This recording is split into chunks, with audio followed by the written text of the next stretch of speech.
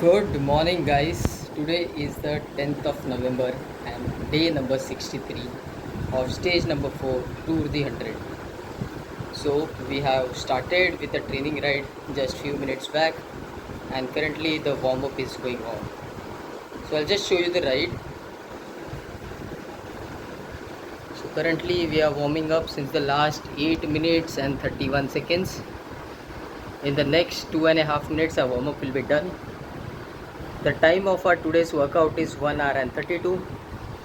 I'll just show you a few of the snippets of today's work. By the way, happy Dhanteras to each and every one of you.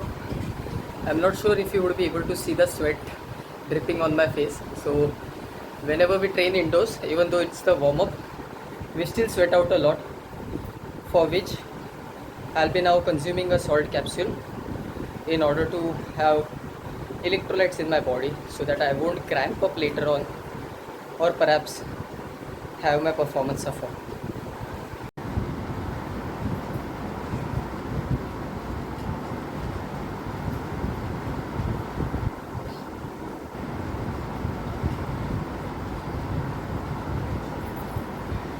So while training, I usually hear to podcast because having earphones in is a great way not only to learn during training, but at the same time it makes the time go much more quicker. 1 hour of cycling indoors, you can say, is equivalent to riding 2 hours outdoors.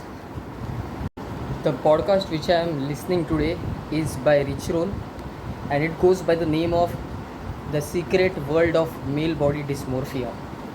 So one of the reason that I am listening to this podcast is because if we go to see, when it comes to males, the idea of body dysmorphia is not that much of evident, or perhaps as males we overlook if perhaps we have a healthy or unhealthy relationship with having foods, or how much we are limiting or actually increasing our food intake. The concept of body dysmorphia is quite evident amongst females because majority of them do suffer, as the society has a lot of expectations from them, like example, or the body shaming, which usually happens. But when it comes to athletes like us, we should also be aware and we should also have the knowledge of what actually these concepts are, because when it comes to sports like cycling, then let's say running, rock climbing, these are all sports where your body weight matters a lot, and lower body weight in fact does help a lot for the amount of power which an athlete has.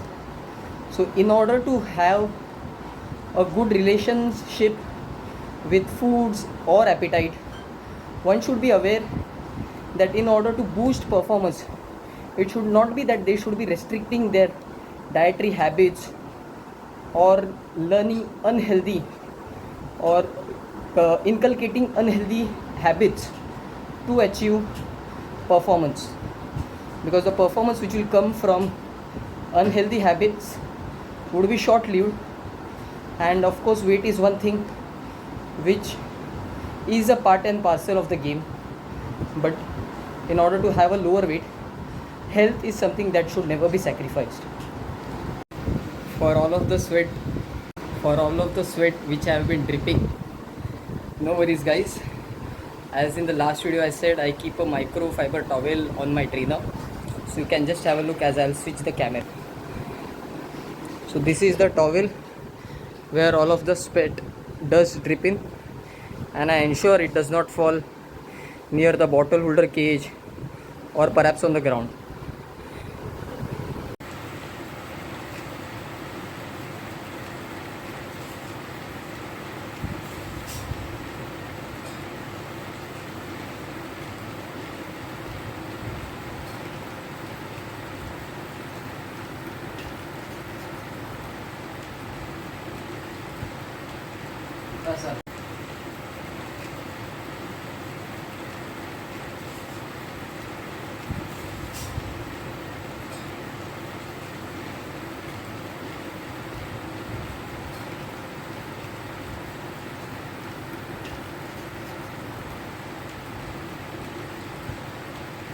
And our workout is just about to end in the next 1 second.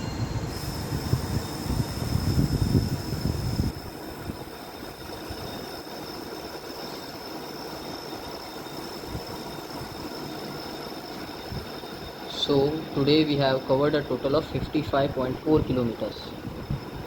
That's it for the day, and I'll see you guys tomorrow in the next video. Bye bye.